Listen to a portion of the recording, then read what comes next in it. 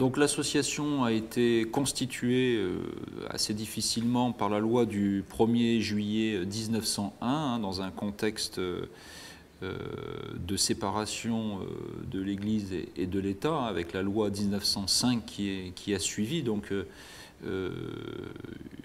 une peur des corps intermédiaires qui a été très prégnante pendant très longtemps, et ensuite le décret du 16 août 1901.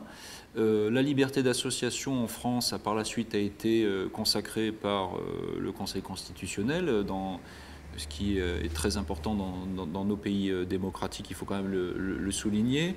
Alors, la liberté d'association, c'est avant toute chose l'absence de contrôle a priori de la constitution de ces groupements de personnes. Beaucoup d'associations ont été créées depuis lors, puisqu'on estime à peu près à 1 200 000 et 800 000 associations en France, avec des statistiques qui ne sont pas toujours très précises sur cette question, puisqu'il n'y a pas d'obligation de publier au journal officiel la dissolution des associations. L'acquisition de la personnalité juridique de ces personnes morales se fait par le dépôt des statuts en préfecture et la publication au journal officiel. L'objet statutaire est libre, sauf évidemment réalisation d'activités qui seraient contraires aux bonnes mœurs et à la forme républicaine du gouvernement notamment. L'association se caractérise par la volonté de membres, deux membres au minimum, de mettre en commun des activités, un savoir-faire, des connaissances, dans un but autre que le partage de bénéfices.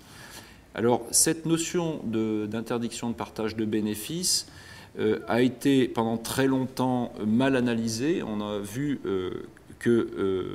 on a confondu pendant très longtemps la volonté du groupement avec la volonté individuelle des membres, hein.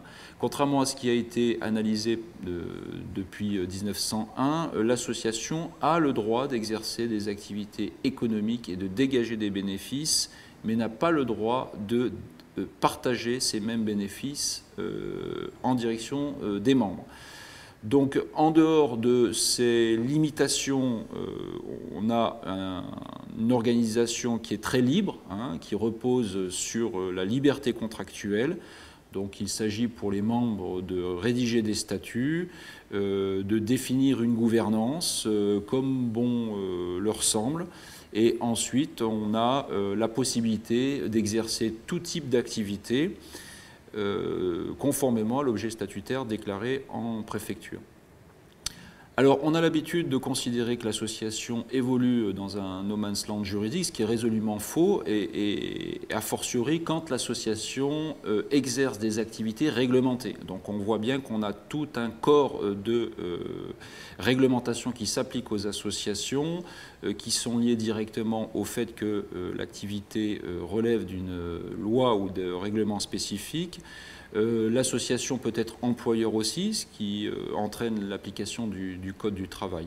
Sur le plan fiscal, on a un principe qui est le principe de non-assujettissement aux impôts commerciaux, qui est consacré par l'instruction fiscale du 18 décembre 2006, non-assujettissement qui peut être remise en question dès lors que l'association réalise des activités commerciales sur un secteur concurrentiel donné. Sur le plan du contrôle, on n'a pas de contraintes à proprement parler, sauf des contraintes qui relèvent d'une réglementation spécifique, et notamment l'obligation, par exemple, de nommer un commissaire aux comptes dès lors que l'association perçoit des subventions supérieures à 153 000 €, par exemple. Au niveau de la dissolution, c'est l'Assemblée générale des membres qui décide de la dissolution et procède à l'affectation du boni liquidation.